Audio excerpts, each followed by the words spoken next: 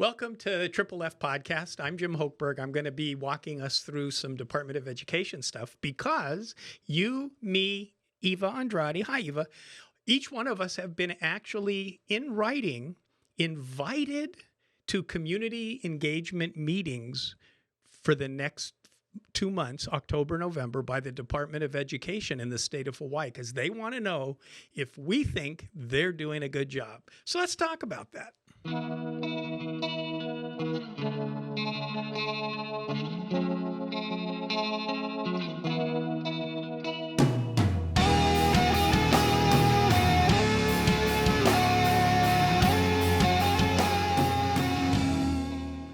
Well, hi, Eva. Hello, Jim. Hello, Jim. That's pretty scary. It is October. I wanted to do something different. It is very it's scary. It's birthday month for us. Oh, that's pretty funny, too. Yeah. Okay, so we've talked about before a bill that was almost passed in the legislature in 2022, making it a crime for a parent or anybody, student at a Department of Education meeting to, quote unquote, impede the meeting. We had another show earlier than that about how parental involvement in public education spiked because of the COVID Zoom education, that parents were seeing what was going on. And we talked about how the current governor of Virginia, Governor Youngkin, actually beat the Clinton candidate, I forget his name, over this very issue of what should parents have the right to do with respect to their kids in the public schools. And so that's what we're going to talk about today. But the introduction pointed to the DOE's invitation to us. There's going to be 15 community meetings in October, starting on the 11th, and then ending on November 10th. So for all of October, for 1 month, all across the state, in all of the complexes, the DOE across the state's broken down into different geographic complexes. So 15 meetings that the public's invited to. And here's the thing. What they want to do is have us provide insight on how well the public education system is meeting the needs of students, families, schools, and communities. So this is our chance to not scream and be mad about something, but to come and talk rationally. And if we come in sufficient numbers, we should make an impression. If we leave it up to other people and we don't come ourselves, there may be nobody there to take advantage of this. Well, and they were also gathering information from people in the community, specifically from parents and grandparents who had kids in the public school system, but it was open to anybody that could answer. And we were sending out that link because it was online where you could go on and do your comments. And we were also sending that out through our community. So this conversation's been going on for a while. And I know that right now we're in mid-October right now. So we want people to know that there are still some meetings that they will be able to attend. And so we're hoping by the end of this show that people are going to have a little bit more excitement to get involved in the process. Correct. And so to arm you for that, as well as to arm you for what's coming in the next legislative session, we're going to start today talking about House Bill 2125, which passed the House, went to the Senate, and did not get a hearing. And this was that Now, the bill. Senate version did. The Senate version of the bill, which was, do I have it on me right now? It was, I believe, I don't have it. I want to say it was 3083, but I'm not sure if that's the correct number. But so the Senate version did pass through the Senate Education Committee, but nothing happened. Then the House version that you're talking about did pass the House and crossed over to the Senate. And nothing happened. So the point is the Senate didn't pass it. The Senate heard it in the Education Committee, but Senator Kidani deferred But what we need to remember is in Hawaii, proponents of bad laws are very energetic. And they keep coming back, legislative session year after year after year, until finally 15, 20 years later, they warn everybody down, new people are in, they get the votes, and it passes. That's how we got same-sex marriage. That's how we got physician-assisted suicide. We've seen this so many times. So we want to arm you now, today, for you're attending this invitation sharing of your thoughts about the DOE, and also preparing you for January, because in September of 2022, there was an article where the DOE in the daily newspaper here, Star Advertiser, was reported to have said they're going to bring this House Bill 2125 back up again for this coming session. So what's wrong with it? So basically, they are creating a new crime called harassment of an educational worker. And that would be added to our laws that already exist that cover harassment of educational workers, medical workers, people on the bus, people at school, work, play, neighbors, you and me. Right. If anybody is violating the restrictions criminally against harassing people, we have that law already. And there are variations on the law, because it could be internet bullying, or it could be actually beefing it out in the park, or, whatever. So anyway, what is it? So what the proposal from last year, which we're going to see again in January, says is a person commits the offense of harassment of an educational worker, which is very broadly defined, including volunteers. Harassment of an educational worker if with intent to impede the government operation of an educational worker. In other words, impede the progress of the event, which means if they gave you a minute to say your piece and the clock ran out and you don't stop, you have now impeded the progress. That is not a crime, and it should not be a crime. But that's the definition of it in this bill. So with the intent to impede the government operation of an educational worker, the person disrupts or interferes with the administration or function of any school, school administrative office, or school board, and it's a misdemeanor. So what they're trying to do is take existing criminal statutes that prohibit and penalize with criminal penalties certain kinds of conduct anywhere they occur. Harassment, assault, battery, fighting, all those things are already crimes. They're moving them specially into the educational context, but then they're reducing the significance of it to impeding progress. That is exactly what we saw happen in Virginia. Remember the dad who was upset on the news about his daughter having been sexually assaulted by a transgender boy in the girls' bathroom, and they were denying it happened, and he just got really mad, and they ended up throwing him to the ground and handcuffing him and arresting him and all that stuff. He didn't threaten anybody. He was standing however far away the microphone was from the people he was talking to. That's what they want to make a crime. We don't want that in Hawaii. And there have been several newspaper articles over the last many, many months that Eva was very diligent to send to me because she knew I wanted to talk about this. And it gives the other side of the story. So I'm going to pass the baton over and let you bring those up, and then I'm going to smash them all down. I know. Okay. But before we do that, in House Bill 2125, House Draft 2, which was the bill that passed the House side and crossed over to the Senate, they do define what an educational worker is. Now, your point is a really good one. And so I want people to see who's included in this educational worker according to them. So I'm quoting now. An educational worker means any administrator, specialist, counselor, teacher, or employee of the Department of Education, or an employee of a public charter school, a person who is a volunteer, as defined in Section 90-1, in a school program, activity, or function that is established, sanctioned, or approved by the Department of Education, or a person hired by the Department of Education on a contractual basis and engaged in carry out a Department of Education function. That means when Planned Parenthood is contracted to come into the school, should they decide to do something problematic and a parent finds out about it and a parent threatens the school because they don't like what was covered in the classroom, if this bill were to pass the way that it's written, what would happen, Jim Hochberg? Well, there would be a crime, a misdemeanor, and in Hawaii, misdemeanors carry up to 1 year in prison and up to $5,000 fine, or both, or less than the maximum. Those are the maximums.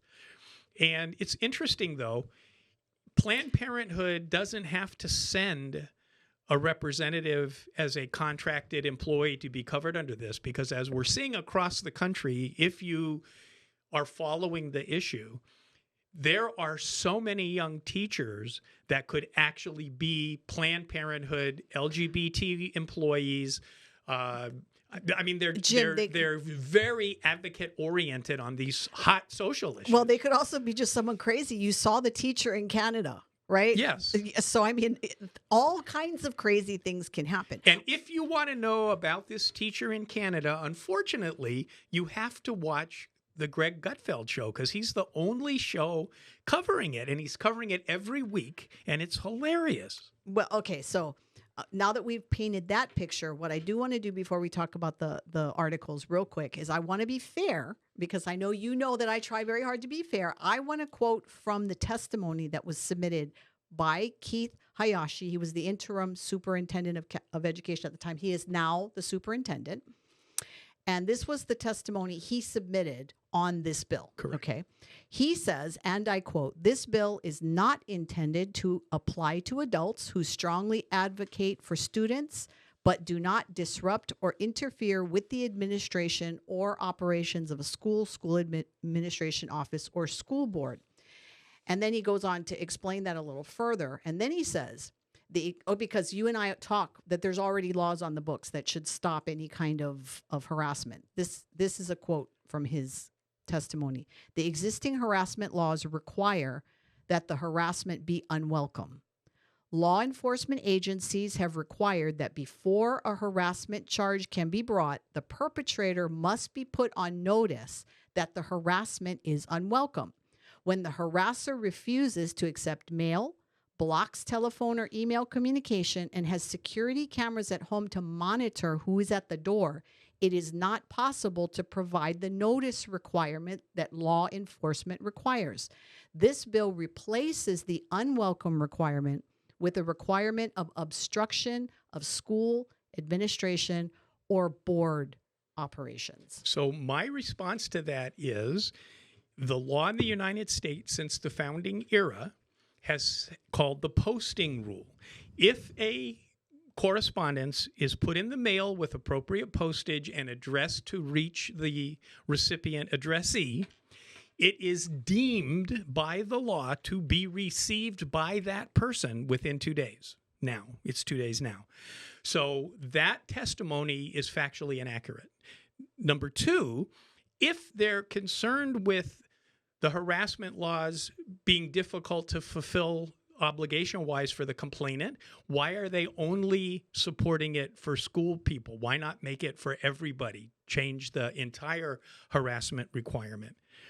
And third, and this is the point that I was really going to raise with this, we remember that after the Loudoun County, Virginia school board fiasco that got into the news with that parent that we talked about, all of a sudden the National School Board Association was writing a letter to the White House asking to have the Department of Justice determine parents to be domestic terrorists when they do what that guy did, which is basically express his opinion under his First Amendment right under the U.S. Constitution to confront the government to address grievances.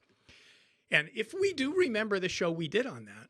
And if you want to watch that show, what you can do is go to YouTube, look for Hawaii Family Forum, and all of the shows are there, and you'll be able to watch that show. So the point, though, is after the letter came out, 12 attorneys general from 12 states in the country wrote a letter to President Biden and the Department of Justice demanding to know what the emails meant that said prior to the date the letter was sent from the Association of School Boards to the White House that they had been discussing this thing. And it turned out that it's highly likely that the White House and the Department of Justice started this movement and used the school boards so that they could be responding to call parents domestic terrorists, blah, blah, blah, blah, blah. So it's very interesting that the state of Hawaii Department of Education,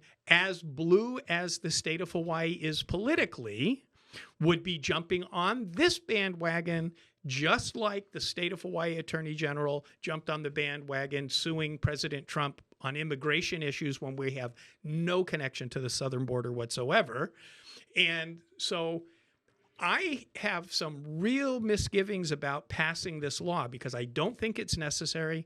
I think it might be part of a bigger Democrat Party national strategy to separate kids' parents from the kids' school activities because of the things the Democrat platform is calling for, like gender affirmative treatment and that kind of stuff, and the Planned Parenthood sex stuff and all that kind of a thing. So I'm not really a conspiracy theorist, but when you connect the dots and you stand there and you look at it, my point would be, please connect the dots, go to the school board and address these issues, because if you have a child in the public school, you're not going to want things taught or done to your child that are inconsistent with your worldview.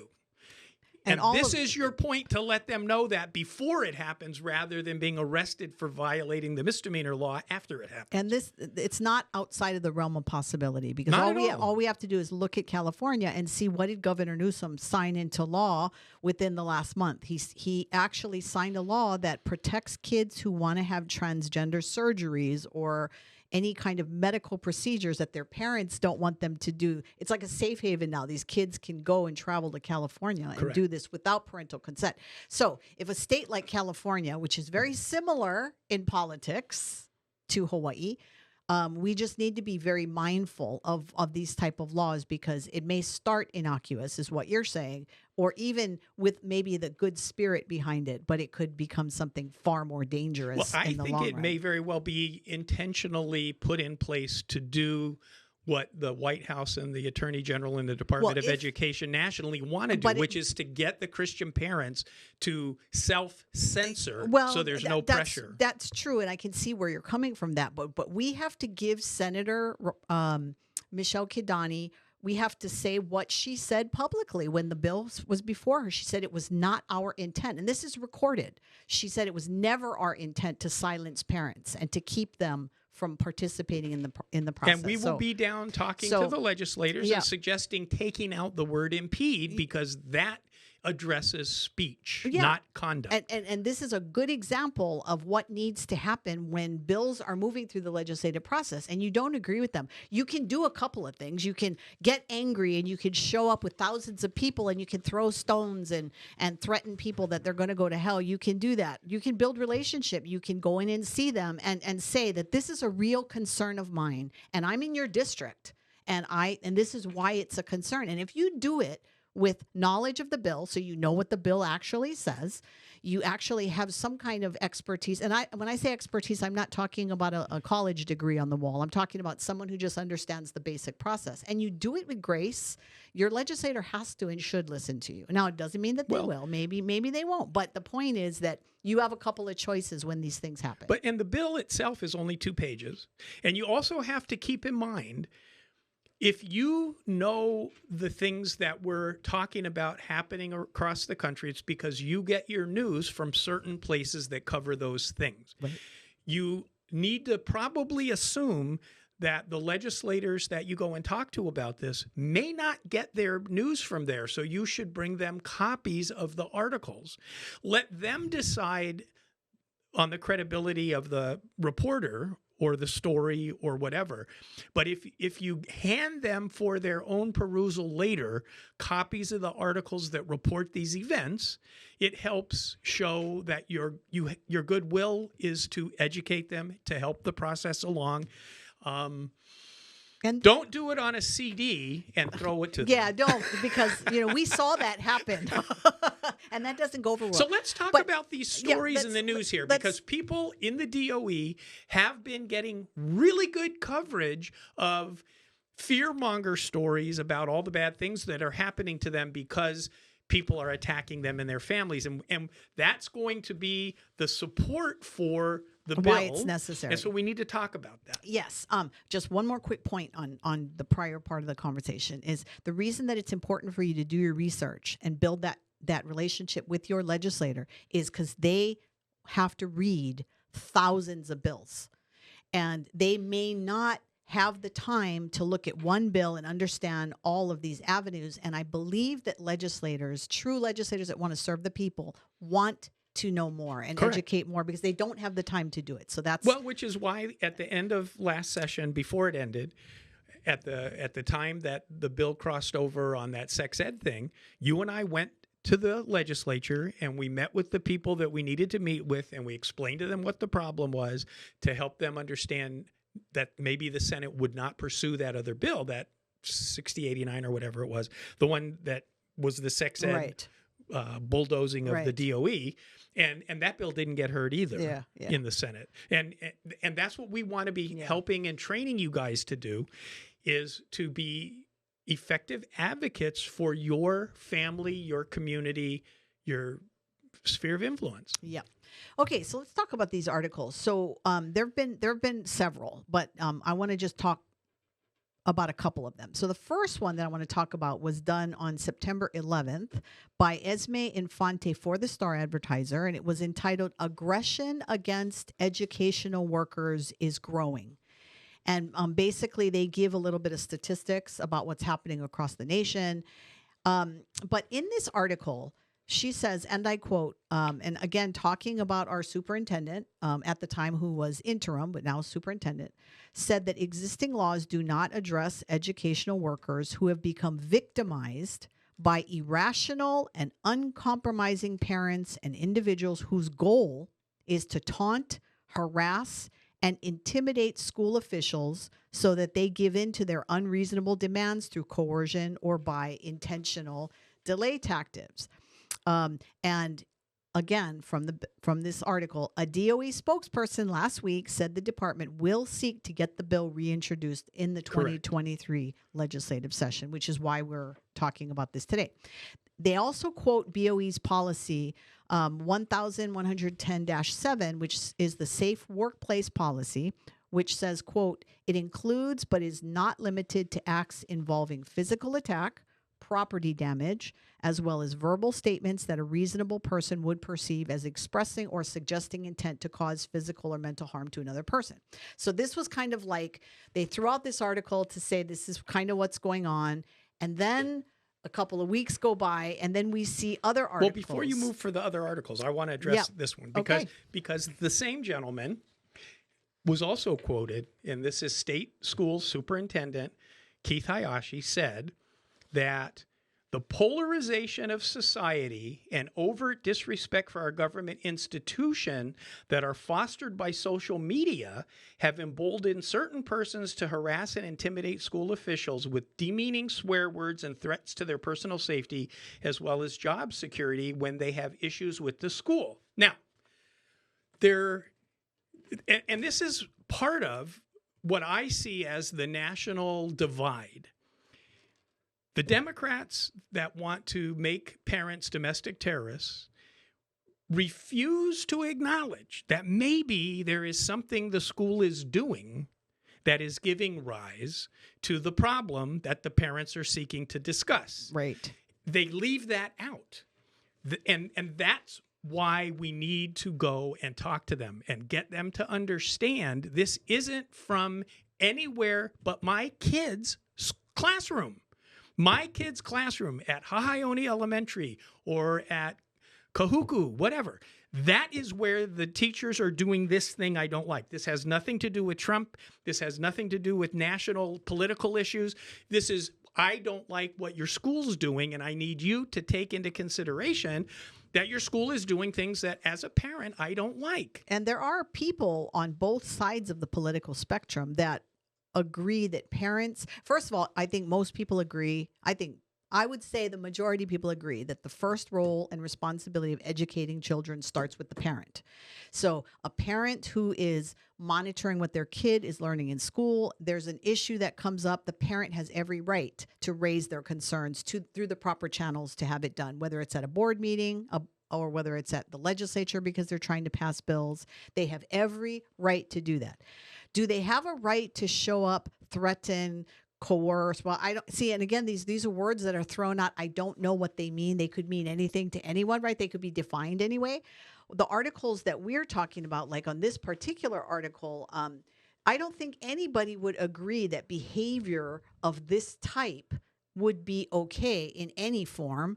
But again, it doesn't have really. I mean, this. But the behavior isn't really identified. Well, it is. Some of the other generally. articles actually specify behaviors. This one just throws around adjectives without specifics, and that's one real problem I have with passing this law without actual events. That's not true, because in the article it says, and I quote, "The threats and harassment aimed at this individual that the article is about came in streaks. In a 4-minute long voicemail from July 15, 2020, for instance, the man made disparaging remarks about her and called Hawaiian culture, quote, that degenerate culture, end quote, with accusations of cannibalism, sexual impropriety, and political wrongdoing."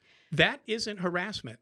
That's my point. That's not harassment. That is a voice message on a phone that a person can choose to listen to once or 100 times, or to stop it as soon as they don't like what's being said. That's not harassment. But apparently in this article, it says that this went on for a very long time. So 4 this minutes. was, no. That's what you said. No, that one call. But this was on and on. She said this individual reported to the schools, made complaints to the police department, filed all these things. And there are existing laws.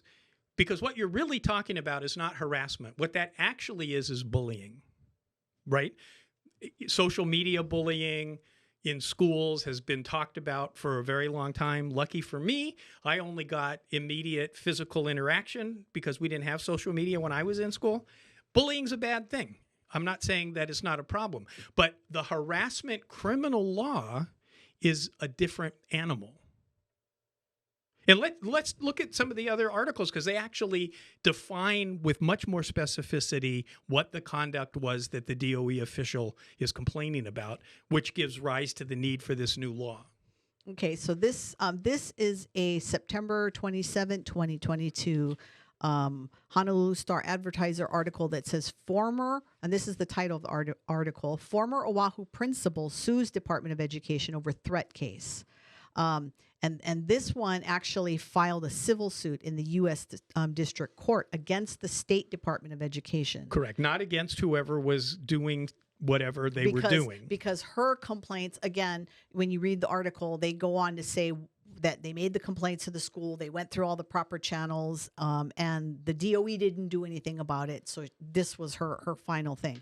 Well, what her complaint in court is that there were violent threats and sexual harassment from an unknown person or people online in her voicemail and her email and stuff like that at school. Right. And she told the DOE about it, and there was nothing they could do. They called the police. The police couldn't do anything. They don't know who did it. If you're going to enforce the law, you have to have a defendant. Well, that's not true, because according to the article, it says all the communications were reported to DOE officials, and a police report was filed for each. The suit said. And they said they couldn't tell that the names used were the people. There are many. On one incident, you're correct. But on this one, she said this article says temporary restraining orders were granted against people whose names matched the first two letters. Correct, but not necessarily, they weren't necessarily the people doing the things. That's the point. But the point is that there were a lot. So this wasn't like one intimidating email or one intimidating phone. There was a long-standing, and I will say that people... this article, I believe, is the one that... So I knew she was going to run our time out. Look at that. We're out of time. Thanks for watching. Hey, That's the show. Make sure you like, subscribe, share, and come back next week for a very special show where Jim and I are going to celebrate our birthdays. And you might get to know us a little bit better. So we'll see you next week. We'll see you next week, everybody.